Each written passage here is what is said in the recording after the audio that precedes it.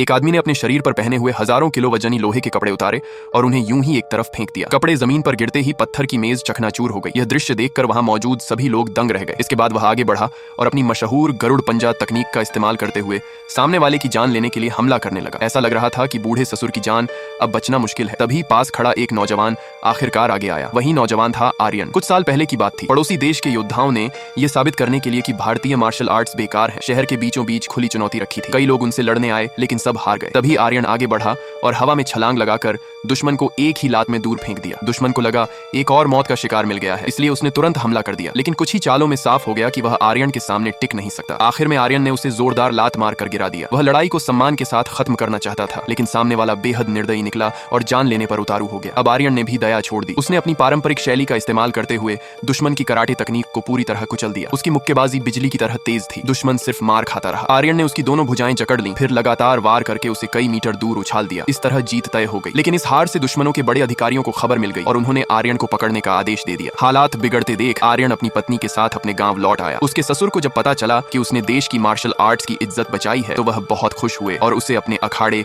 वीर सिंह विद्यालय का नया गुरु बनाने का फैसला किया। लेकिन सभी शिष्य उसे हल्के में लेते थे। बड़े शिष्य ने चुनौती दी कि अगर आर्यन गुरु बनना चाहता है तो पहले उसे हरा कर दिखाए। मुकाबला शुरू हुआ और कुछ ही चालों में बड़ा शिष्य हार गया। अब सबने नए गुरु को स्वीकार कर लिया। उसी समय अचानक अखाड़े का नाम पट्ट गिराकर किसी ने अंदर फेंक दिया। एक गुंडा अपने लोगों के साथ आया था। उसने धमकी दी कि अगर मार्शल आर्ट्स की गुप्त किताबें नहीं दी तो वह अखाड़ा नष्ट कर देगा। आर्यन के ससुर ने हथियार उठाया और उससे भिड़ गए। शुरुआत में दोनों बराबरी पर लड़े, लेकिन गुंडे ने अपनी भारी लोहे की पोशाक उतारी और अपनी घातक तकनीक का इस्तेमाल किया। बूढ़े गुरु कमजोर पड़ने लगे। पिताजी! सब चिल्लाने लगे। तभी आर्यन आगे आया। आंखों में आग थी। पिताजी, अब बस, आगे मैं संभालता हूँ।